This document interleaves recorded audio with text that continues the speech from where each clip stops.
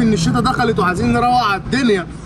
دخلت اشوف الكلام على ايه، لقيت يا اسطى الاسعار جوه عايزين العيال اللي بتلعب 1 اكس بت، وانت عارف ان اخوك ماشيها بما يرضي الله. مظبوط.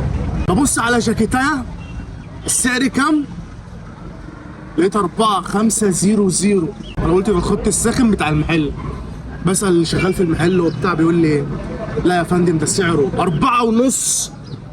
4.5 يعني مواعيد العمل اخركم الساعه 4.5. قال لي يا فندم ده سعره بعد السيل.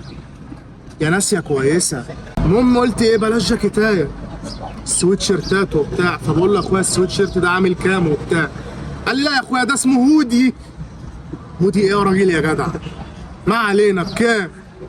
قال لي ده عامل 2000 جنيه. 2000 جنيه سويت شيرت؟ قال لي يا اخويا هودي. قلت له يا عم هو كان اسمه سويت شيرت وكان ب 150 200 جنيه وما بيتنطط، سميتوه هودي بقى ب 2000 جنيه. قلت له طب يا اخويا ده بقى بالزونت ولا من غير؟ قال لي لا زونت ايه، اسمه كباشو. كباشو ايه يا راجل يا فهمان؟